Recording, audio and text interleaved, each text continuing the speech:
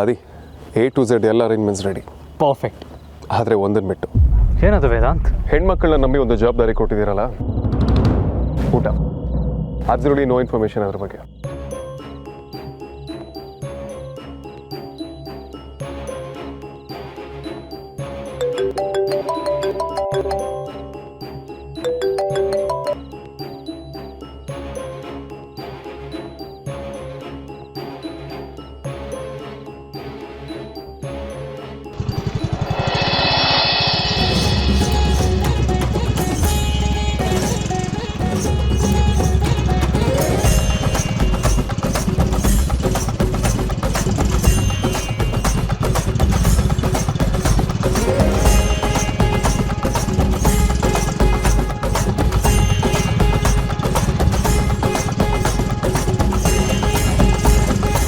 ಪಾರ್ವತಿ, ಏನು ಇಷ್ಟೊತ್ತು ಮಾಡಿಬಿಟ್ಟಿಲ್ಲ?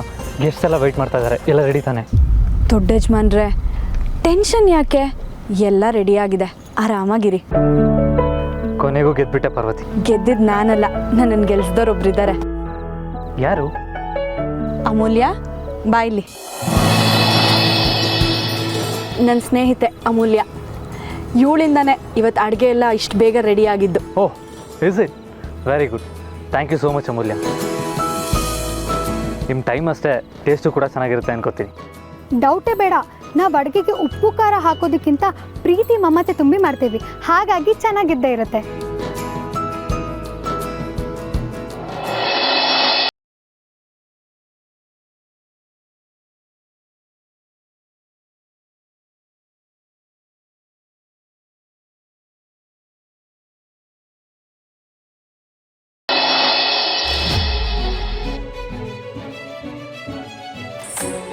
ಅಖಿಲ, ದೇವಸ್ಥಾನಕ್ಕೆ ಹೋಗ್ಬೇಕು ಅಂದ್ಯಲ್ಲ, ನಡಿ ಹೋಗೋಣ.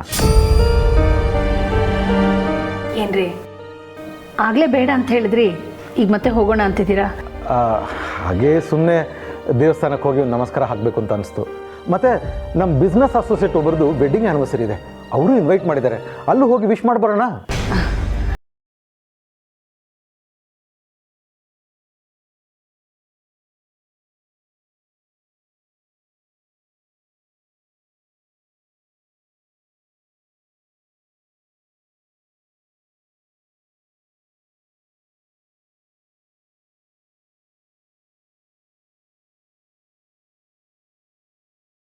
ಬೇಗ ಸೀರೆ ಉಟ್ಕೊಂಡು ಬಾ.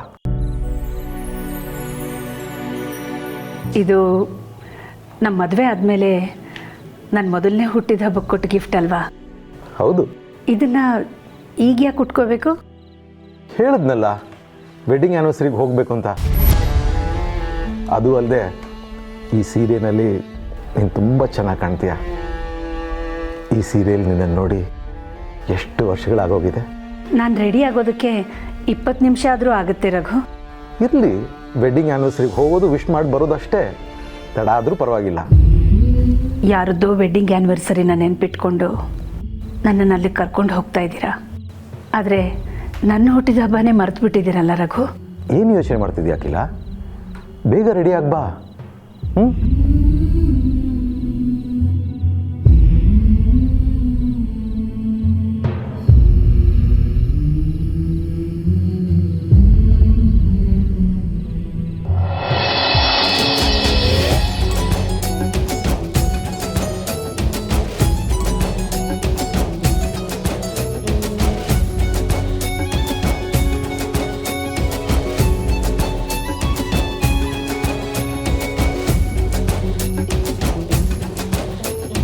ಪಾರು, ಆರ್ಡ್ರ್ ಮಾಡಿತ್ತಲ್ಲ ಕೇಕು ಬಂದಿದೆ ನೋಡು.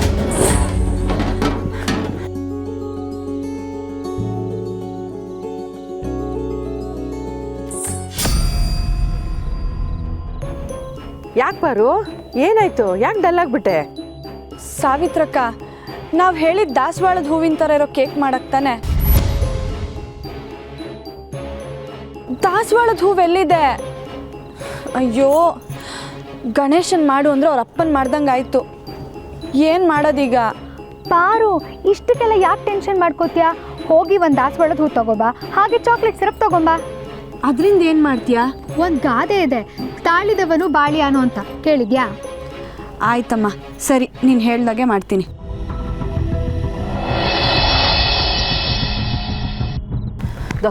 ತಗೊಬಂದು ನೋಡು. ತಗೋ ಚಾಕ್ಲೇಟ್ ಸಾಸು ದಾಸವಾಳದ ಹೂವು ಅದೇನು ಮಾಡ್ತೀಯೋ ಮಾಡು.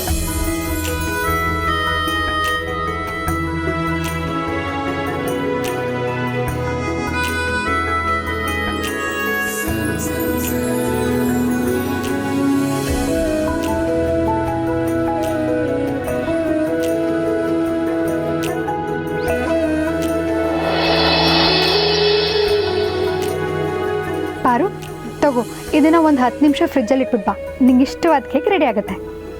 ಸರಿ.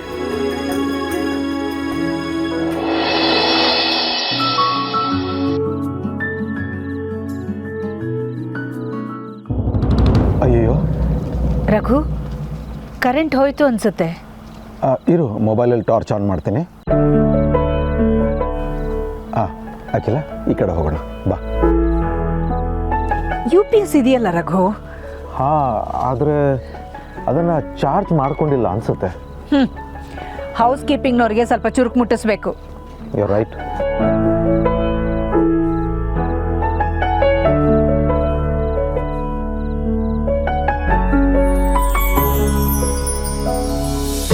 ಯಾಕೆ ರಘು ಅದನ್ನು ಆಫ್ ಮಾಡಿಬಿಟ್ರಿ? ಎಲ್ಲಿದ್ದೀರಾ ನೀವು? ಏನು ಕಾಣಿಸ್ತಿಲ್ಲ. ರಘು, ರಘು, ನೀನಿರುವಾಗ ದಾರಿಯಲ್ಲಿ ಕತ್ತಲಿಗೆ ಎಲ್ಲಿ ಜಾಗ?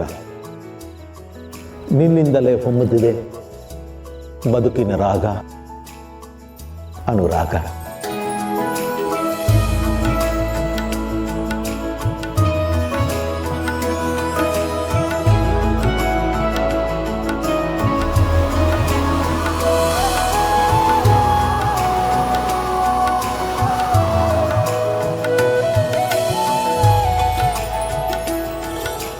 ಪ್ರೀತಿ ಬಗ್ಗೆ ತಿಳ್ಕೊಳ್ಳೋದಕ್ಕೆ ಕತೆ ಕಾದಂಬರಿಗಳನ್ನ ಓದ್ತಾರೆ, ಸಿನಿಮಾ ನೋಡ್ತಾರೆ, ಕವನಗಳು ಬರೀತಾರೆ. ಆದರೆ ನನಗೆ ಪ್ರೀತಿ ಗೊತ್ತಾಗಿದ್ದು ನಿನ್ನ ಕಣ್ಣಲ್ಲಿ ಕಣ್ಣಿಟ್ಟು ನೋಡಿದಾಗ. ಪ್ರಪಂಚಕ್ಕೆ ನೀನು ಅರಸನ ಕೋಟೆಯ ಅಖಿಲಾಂಡೇಶ್ವರಿ, ಆದರೆ ನಮಗೆಲ್ಲ 100 ಜನಕ್ಕೆ ಅನ್ನ ಹಾಕೋ ಅಕ್ಕರೆ ಅಮ್ಮ.